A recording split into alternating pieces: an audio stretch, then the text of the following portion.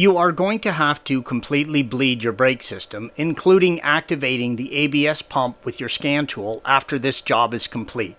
Do not try and drive the vehicle without completely bleeding the system.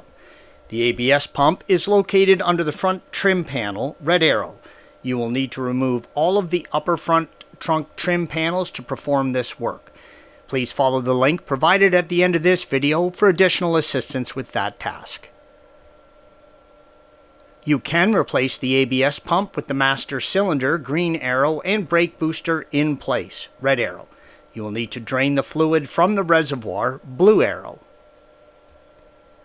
The pump is located under the master and mounted to the left side of the chassis, indicated by the red arrow.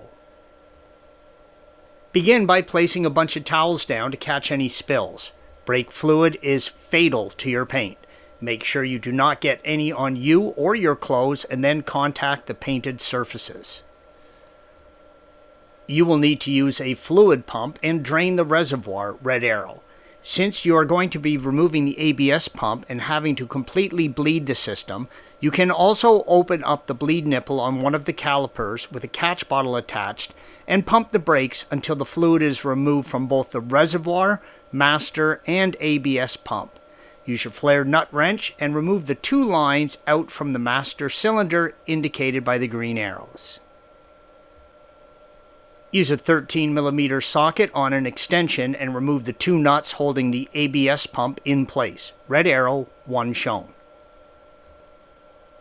Use your flared nut wrench, not the wrench indicated in this image, and remove the four lines out from the ABS pump to the hard mount on the chassis. Red arrow.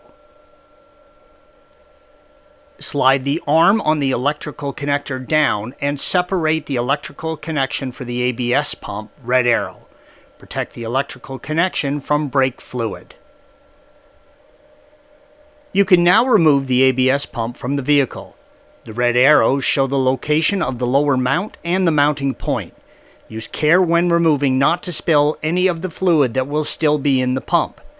Installation is the reverse of removal. You will also need to code the new pump with your scan tool once installation is complete.